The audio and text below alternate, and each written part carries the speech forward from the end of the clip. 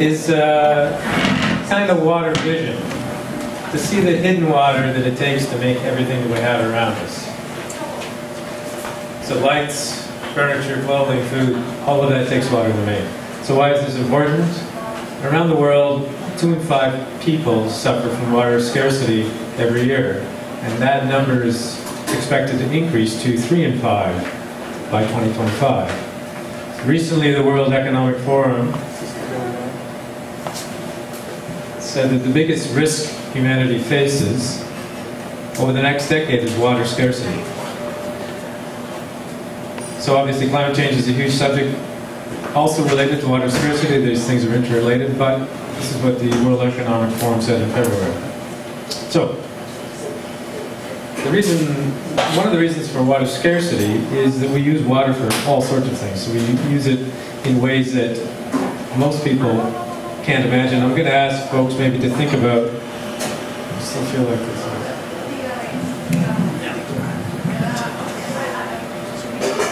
I think it's okay. If you want to sit. No, it's okay. So, what? So what this book is about is figuring out how much water it takes to make stuff. So let's start off with a simple example. I know everybody won't be able to see this, but on this page here you have a bottle of cola. 175 liters of water it takes to make 1 bottle of cola. So how come it takes so much water? So it's about 30 liters of water to make the sugar for cola. It's about 70 liters for the vanilla. So that's the flavoring of cola is vanilla. Vanilla is a tropical plant. It's a lot of water to grow it and process it. About 56 liters of water for the caffeine, to grow the coffee beans, to produce the caffeine. There's some more water involved in the actual manufacturing, the shipping, the packaging. The plastic bottle itself takes 5 liters of water to make 1/2 liter bottle. So there's another reason not to use plastic water bottles. So food is one of the biggest uses of this hidden water. So let me give you another example. I don't know, is anybody having a cheeseburger here today? They don't sell cheeseburgers. Oh, wow. Luckily. So that's 2,400 liters for 1 medium-sized cheeseburger. It's not even a big one.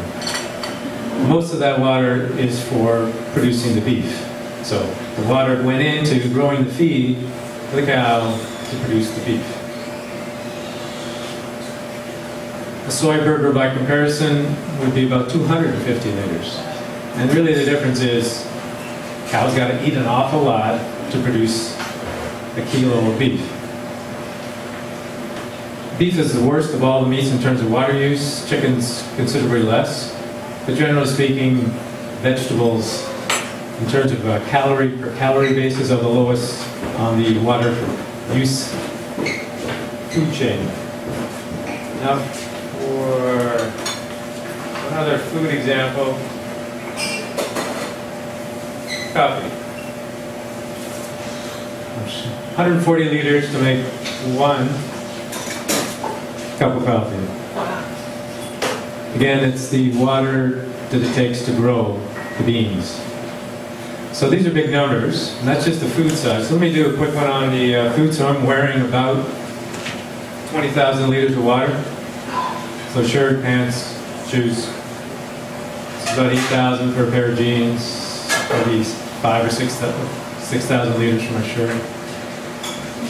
Again, it's the water to grow the cotton, to process the cotton, because cotton obviously needs to be washed and dyed and all the rest of the other processes. And that's the water that's used, on average, to produce clothing. Now, those are big numbers. Is it bad? Depends on the water use.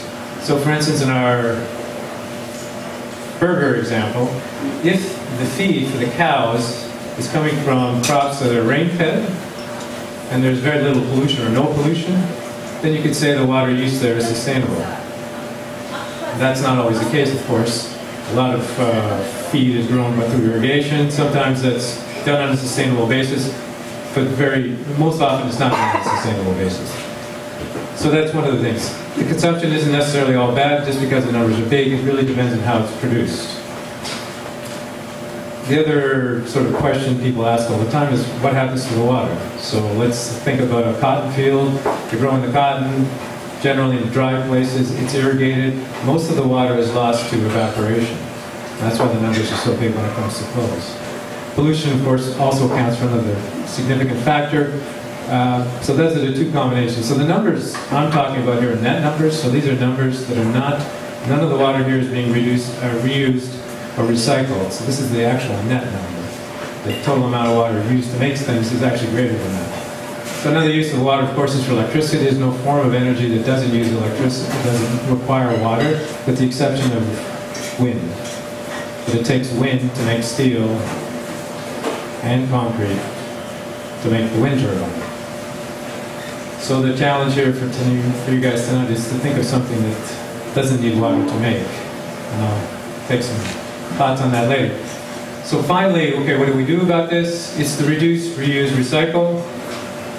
By reducing things like food waste, 40% of all food in North America is wasted. It means all the water is also wasted. So that's something we can all do something about.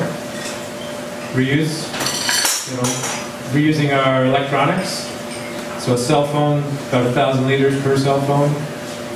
Can you hang on to that phone a little bit longer? Can you find somebody else who could still get some use out of that phone? Recycling, same thing. If we could reuse the materials, then we don't need to use the water to dig up the raw resources, because water is used in almost all mining operations and manufacturing operations. So we can find ways to do that as well. At home, of course, we have our water use on our, out of our taps. The low flow toilets and all that kind of thing are helpful.